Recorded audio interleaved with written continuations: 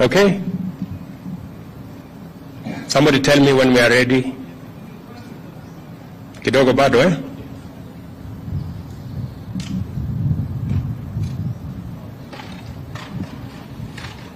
Mumenichelewesha sana. This statement I was supposed to make at 4:30.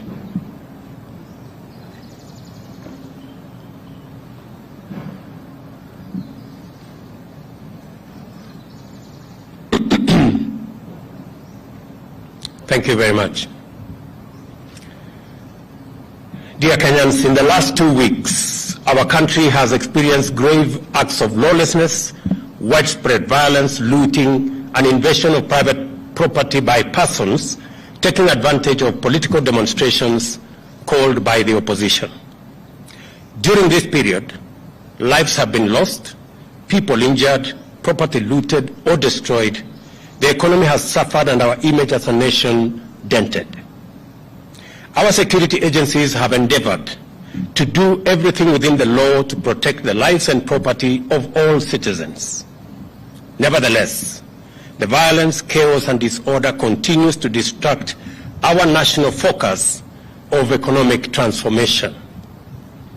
3 Kenyans, among them a police officer, have lost their lives in the protest. More than 400 Kenyans, including at least 60 security officers, have been injured. A police vehicle was burnt to ashes somewhere in Kawangware, while another was hijacked and commandeered by unruly protesters somewhere in Migori. 2 houses of worship were burned down in Kibra. Kiosks, supermarkets, and a mortuary were looted. Fellow Kenyans, our country's image and history in the League of Modern Nations has been at stake in the last 2 weeks. The country's economy has been hit hard at a time when my administration is doing everything possible to salvage the economy from the deep hole where we found it. My administration has instituted solid measures and policies to attract investors and through their investment create opportunities for millions of our young people to realize their potential, amongst many of the other issues that we are doing as government. We cannot, ladies and gentlemen, we cannot allow these efforts to be derailed by acts of violence, chaos, and anarchy. We all have an obligation to respect the Constitution of Kenya.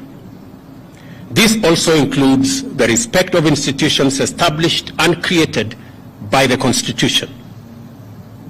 Our country's electoral system and process is anchored on the principles of our Constitution. The Independent Electoral and Boundaries Commission conducted a free, fair, and transparent general election on the 9th of August 2022, a poll that was observed by different organizations, both local and international. The Commission declared the results for all 6 elections conducted, and any contestants who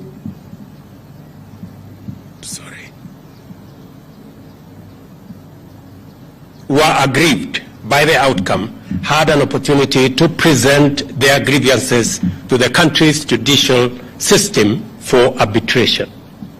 The Supreme Court of Kenya had and determined with finality the 2022 presidential election dispute and ruled on the petitions that were filed by the aggrieved contestants and their supporters.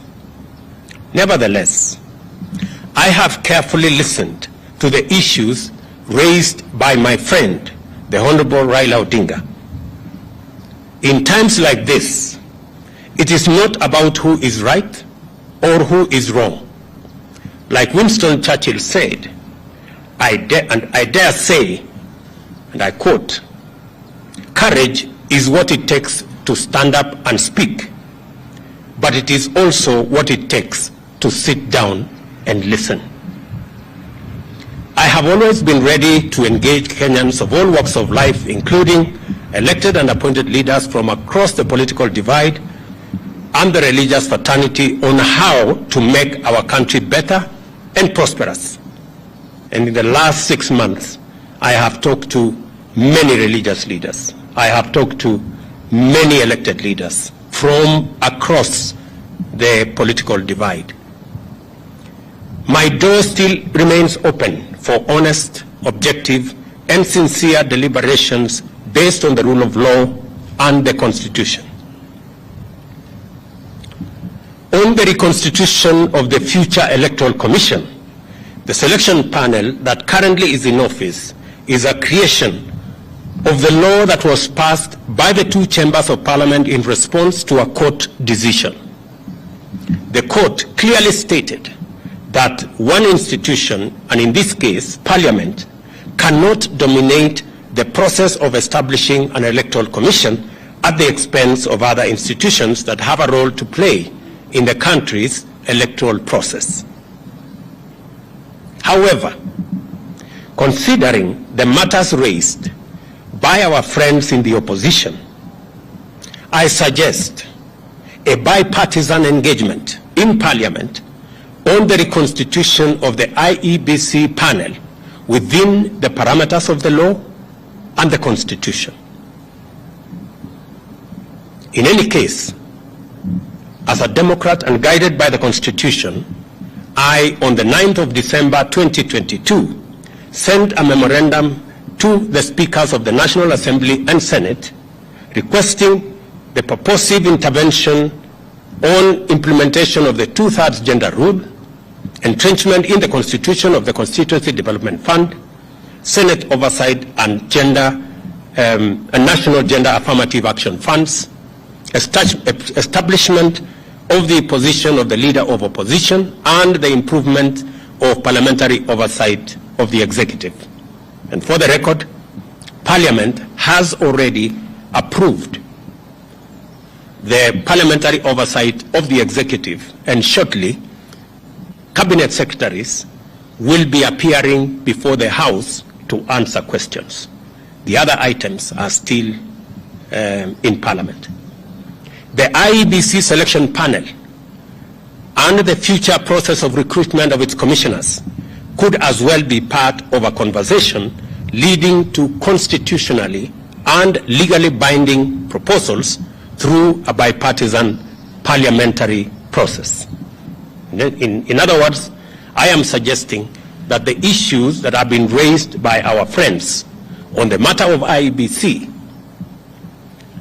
my suggestion is that this matter can be handled in Parliament by a bipartisan parliamentary process so that we can agree on what it is they have an issue with, and we can adjust as is agreed and as necessary. And therefore, in these circumstances, and in view of the recent events that led to loss of life and destruction of property in the demonstrations that have occasioned in our country for the last 2 weeks, I urge my brother Raila Odinga and the opposition to call off the demonstrations and to give this bipartisan approach a chance for us to take the country forward. Meanwhile, I call on all Kenyans to remain peaceful and law-abiding, and I assure them that the government of Kenya will continue with its sacred duty of protecting their lives and their property, including their businesses. Thank you very much.